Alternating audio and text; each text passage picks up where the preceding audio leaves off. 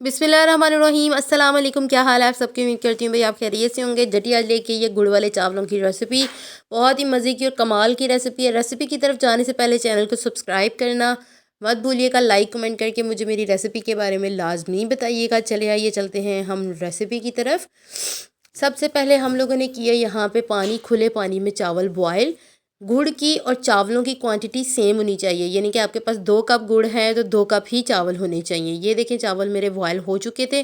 दूसरी साइड पे मैंने रखी चाशनी। ये देखें मैंने गुड़ ले लिया है और 2 कप दूध में मैंने इसको पकने के लिए रख दिया था। यहाँ पे मेरे देखे गुड़ मेल्ट हो के ये पकना स्टार्ट हो गया था और दूध में इसको पकाने का मकसद था बहुत अच्छा टेस्ट आया था। यहाँ पे मैंने हाफ़ टी स्पून के करीब सौंफ ली, 2 दालचीनी की छोटे छोटे से वो पीस थे और 6 से 7 बादाम। मैंने इनको गरम तेल में थोड़ा सा फ्राई किया और अब इसमें जो चाशनी मैंने गुड़ की रेडी की थी वो इसमें मिक्स कर दी। इसको हम अच्छे तरीके से पकाएंगे। दूध में पकाने का मकसद ये था कि आपको खोए का टेस्ट आए और चावल जो हैं बहुत अच्छा टेस्ट देते हैं अगर दूध में बनाया जाए तो। वैसे आप पानी में भी बना सकते हैं, कोई मसला नहीं है इसमें। ये देखिए मेरी चाशनी काफ़ी हद तक यहाँ पे थिक हो चुकी थी। चावल मैंने ठंडे करने के लिए रख दिए थे, आपके सामने ही थे। और चावल 2 कनी वाले आपने बॉयल करने हैं, ठीक है।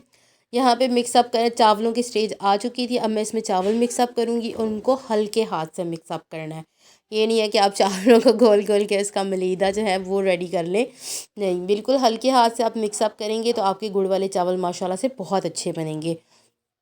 यहाँ पे ये देखें चाशनी को कितनी अच्छी थिकनेस आ चुकी है।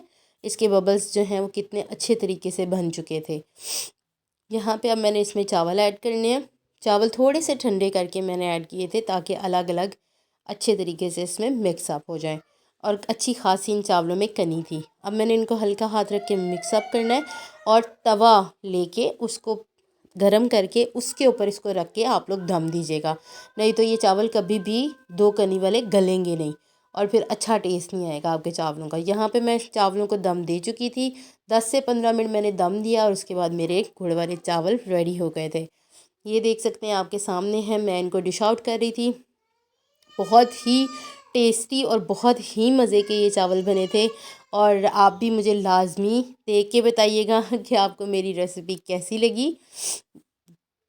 मैं अब इनको कर रही हूँ डिश आउट और डिश आउट करके मैं आपको इसकी फ़ाइनल लुक दिखाऊंगी। ये आप देख सकते हैं कितना खूबसूरत कलर आ रहा है गुड़ वाले चावलों का। इसको मैंने ऊपर से गार्निशिंग की थी, अंदर भी बादाम डाले थे। आप लोग कोई और भी ड्राई फ्रूट्स डालना चाहें तो डाल सकते हैं। ये देखें इसकी फ़ाइनल लुक। बहुत ही टेस्टी और मज़े की ये रेसिपी थी। इसी के साथ दीजिए जट्टी को इजाज़त। दुआओं में याद रखिएगा। अल्लाह हाफ़िज़, फ़ी अमानिल्लाह।